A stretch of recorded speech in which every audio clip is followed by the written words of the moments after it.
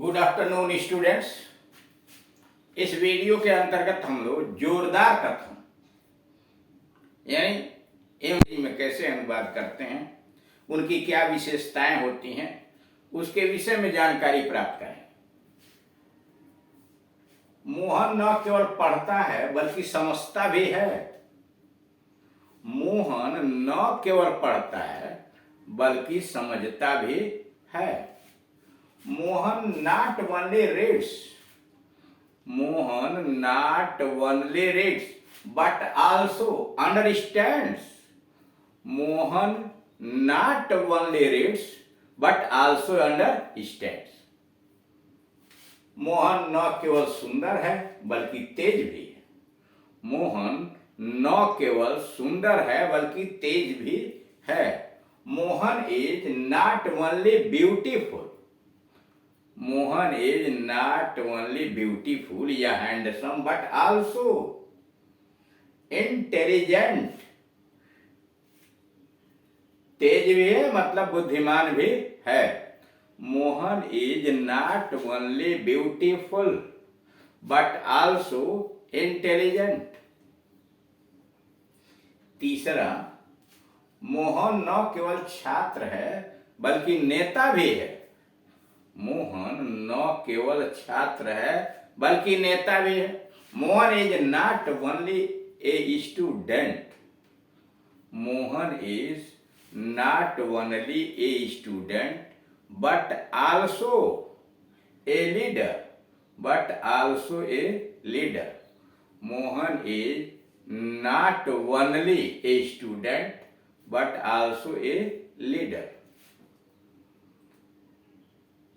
इनका अनुवाद इस प्रकार भी हो सकता है, इनका अनुवाद इस प्रकार भी हो सकता है।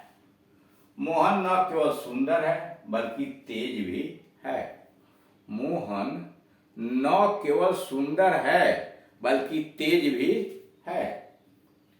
Mohan is not only beautiful but he is intelligent as well. Mohan is not only beautiful but he is but नहीं है comma he is intelligent as well. Mohan is not only beautiful comma he is intelligent as well। यहाँ but also हटा दिया गया है। मोहन न केवल छात्र है बल्कि नेता भी है। Mohan isn't only, Mohan is not only isn't only a student, Mohan isn't only a student, he is a leader as well, he is a leader as well. ऐसे वाक्यों के दो भाग होते हैं। इस प्रकार के वाक्यों के दो भाग होते हैं। पहले भाग में न सिर्फ न केवल धन क्रिया या विशेषण या संज्ञा का प्रयोग होता है, जैसे मोहन न केवल छात्र यानी नाउन है, मोहन न केवल सुंदर एडजेक्टिव है, मोहन न केवल पढ़ता है वर्ब है। यानी ऐसे वाक्यों के दो भाग होते हैं। पहला भाग जो आता है उसमें न सिर्फ या न केवल के साथ क्रिया लगाई जाती है अथवा क्रिया के अलावा विशेषण हो सकता है, नाउन हो सकता है। और दूसरे भाग में यानी इधर वाला भाग बल्कि वर्ण और क्रिया, बल्कि समझता है या वर्ण समझता भी है। तो दूसरे वाले भाग में बल्कि या वर्ण के साथ क्रिया जुड़ी होती है या विशेषण जोड़ा होता है, बल्कि तेज भी है, नेता या नाउन जोड़ा होता संज्ञा भी। यानी करा ऐसे वाक्यों के दो भाग होते हैं। पहले भाग के अंतर्गत न सिर्फ न केवल धन क्रिया विशेषण या संज्ञा आता है और दूसरे भाग में बल्कि वर्ण क्रिया विशेषण या संज्ञा आता है।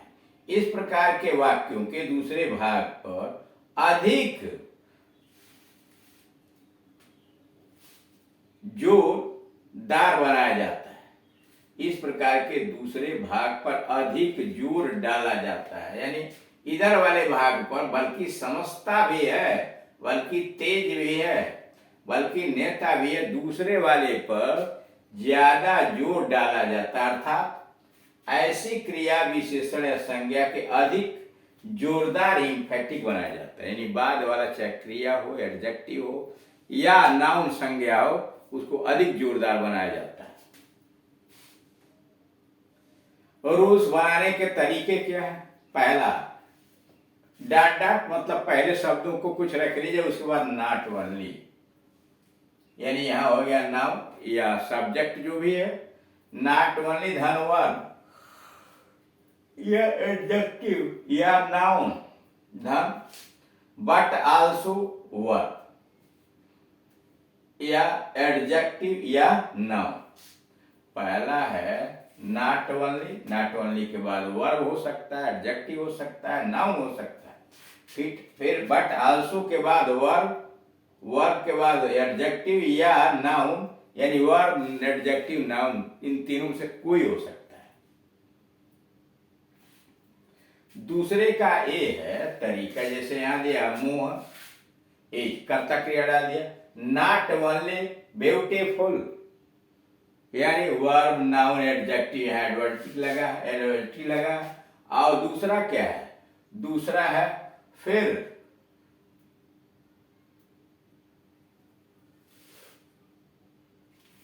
बट आल्सो लगा करके, बट आल्सो लगाया और बट आल्सो के बाद वर्ब, एडजेक्टिव, नाउन लगाया। दूसरे का ए है सबसे पहले सेंटेंस विथ नॉट ओनली, यानी sentence not only, Mohan is not only beautiful, यानी यह वाक्य लिखिए जिसमें नॉट ओनली का प्रयोग किया गया। धन, वर्ब, एडजेक्टिव या नाउन, जैसे धन, वर्ब, एडजेक्टिव या नाउन। पहले वाले में नॉट ओनली सेंटेंस लिखा, अब बट आल्सो नाउन, एडजेक्टिव या वर्ब लिखा। और बी वाले में sentence with verb, adjective, noun का दूसरा वाला तरीका यह है कि आपने वाक्य लिखा सेंटेंस विथ नॉट ओनली और उसके बाद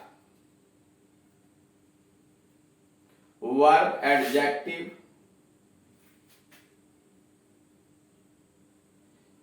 विथ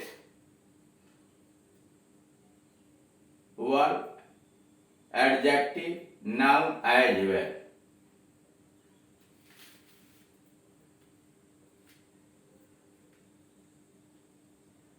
जैसे Mohan is not only a student but also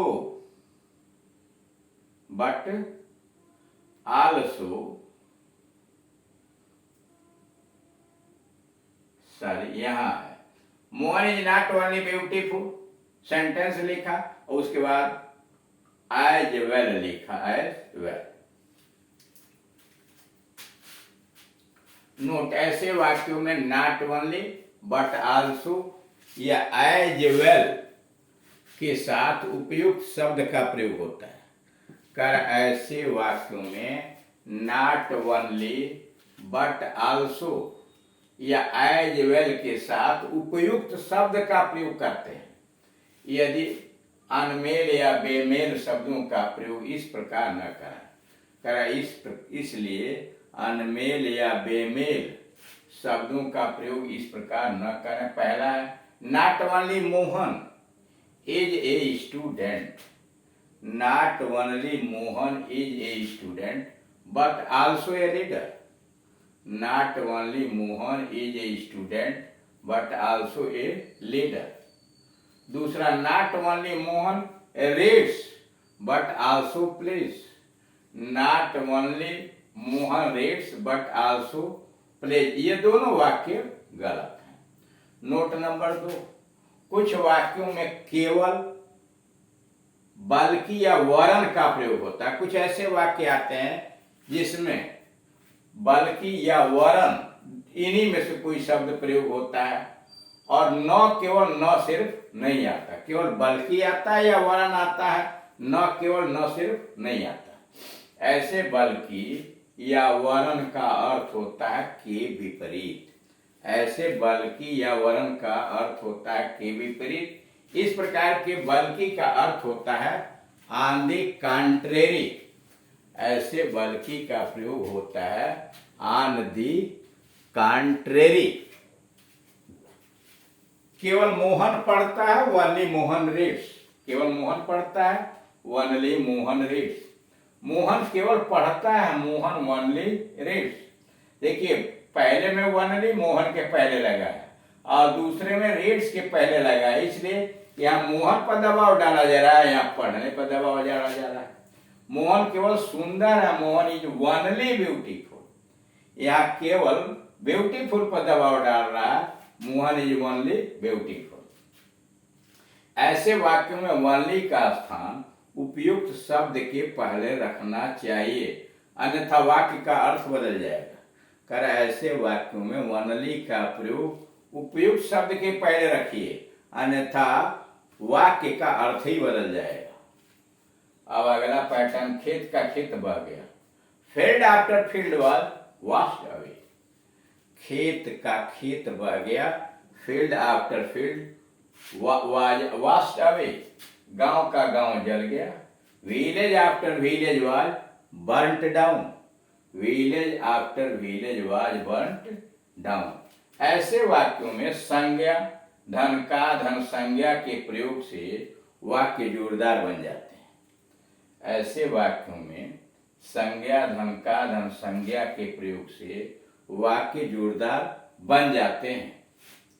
note number 1, ऐसे वाक्यों में दोनों ही नाउन सिमिलर रहते हैं। ऐसे वाक्यों में दोनों ही नाउन सिमिलर रहते हैं और इनके साथ आर्टिकल का प्रयोग नहीं होता है, और इनके साथ दोनों नाउन सिमिलर रहेंगे लेकिन इनके साथ आर्टिकल नहीं आएगा। इस प्रकार के दोनों नाउन मिलकर कर्ता का कार्य करते हैं, यानी दोनों नाउन मिल के कर्ता का कार्य करते हैं। रूल्स, नाउन रखिए, फिर आफ्टर, फिर नाउन रखिए और उसके बाद क्रिया। जैसे खेत के खेत बह गया, फील्ड आफ्टर फील्ड, ये दोनों मिल के सब्जेक्ट हैं, उसके बाद क्रिया लगाई गई है वाज वॉश्ड अवे। तो इस तरह से आपने जोरदार कथन के विभिन्न प्रकार के वाक्यों का हिंदी अंग्रेजी में कैसे अभिव्यक्त करते हैं, कैसे ट्रांसलेट करते हैं, इसके संबंध में जानकारी दिए। Thank you.